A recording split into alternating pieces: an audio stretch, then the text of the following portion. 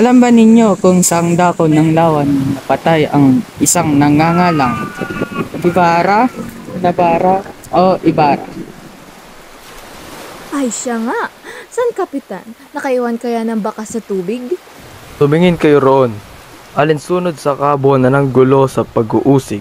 Na makita ni Ibarra na siya'y napapaligiran, tumalon mula sa bangka at sa kasisid ay nalangoy ang habang may 2 milya. Anong sabi-sabihin ng tiyo mo kay Paulita? Sinermonan niya ako tungkol sa pag-aasawa. Sinagot ko naman siya sa Maynila na si Paulita ay walang kapares. Siya ay maganda, may pinag-aralan at ulila. Paulita? Ayusin mo nga pananamit mo. Sige pa sa susunod. Tiisin mo na. Iwagpalagay mong lumaki ang buhaya. Ling, mediko. Pagkasal na tayo. Nakakailangan din ng ama mo.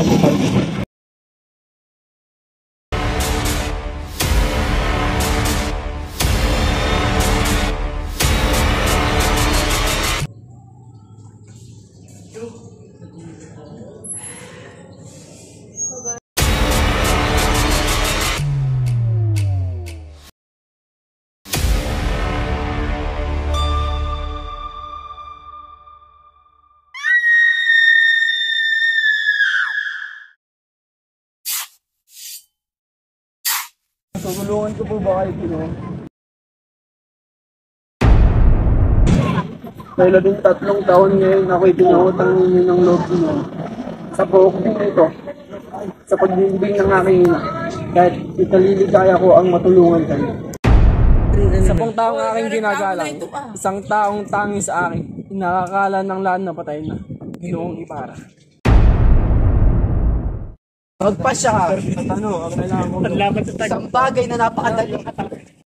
Kailangan kitang mamuno ng isang pulutong na persahang magbubukas ng mga pinto ng kumbento ng Santa Clara at itakas mula roon ang isang taong ikaw lamang nakakilala maliban sa akin at kay Kapitan Tiago. Hindi ito mapanganib. Maria Clara? Oo, si Maria Clara. Huli na kayo, senyor. Huling-huli. At bakit? Patay na si Maria Clara.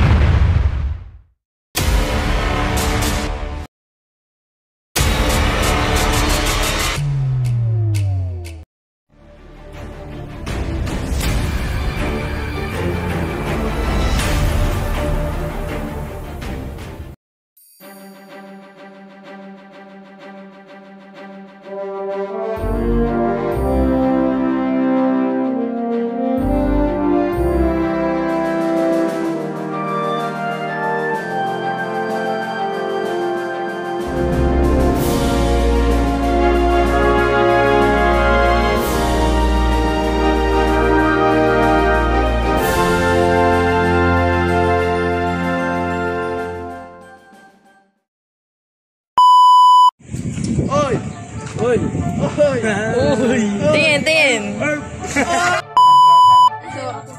Picture ba yan?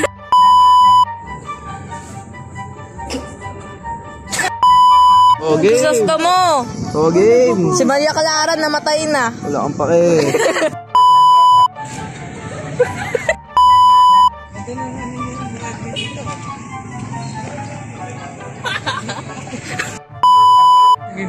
Kapal mo ka kasi. Parang awa mo na. Kailangan kitang mamuno ng isang pulutang...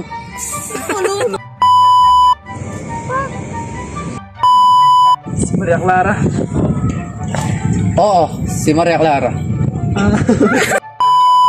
Go. Magpasya ka. At ano, ang kailangan kong tingin kayo ron. Maalala ko pala kapatay. Go.